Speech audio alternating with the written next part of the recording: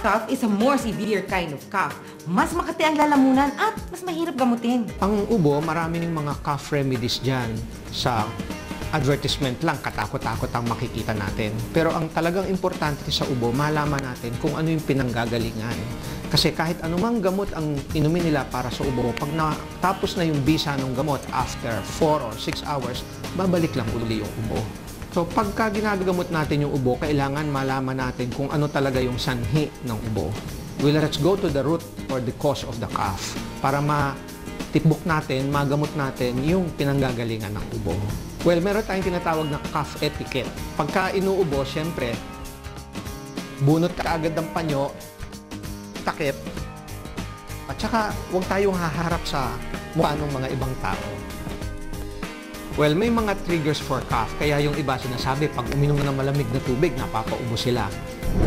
Pwede yun mag-trigger ng cough, pero sandali lang yun. Pagka naiubo mo at nawala na yung response mo o reflex mo, tigil na uli yung ubo. But it is not a cause of a persistent cough. Pwedeng nasa mid lang, na-excite lang yung mga cough receptors, kaya napaubo lang ng konti.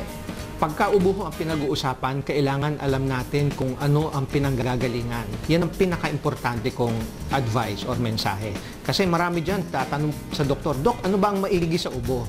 Ang sagot dyan, hindi ko talaga alam, hindi namin alam. Dahil ang mga doktor, hindi sila manghuhula Kailangan ma-diagnose natin ng tama para mabigay natin yung tamang lunas.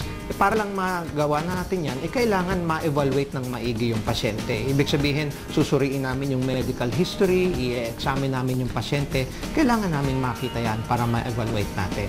Only then, pagka meron tayong tamang diagnosis, tsaka lang natin mabibigay yung tamang lunas sa ubo.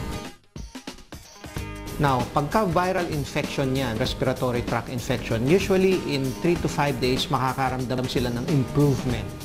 So, pagka tumatagal ng 3 to 5 days at either palala pa rin or pareho hindi nagbabago, pwede na siguro sila magpatingin.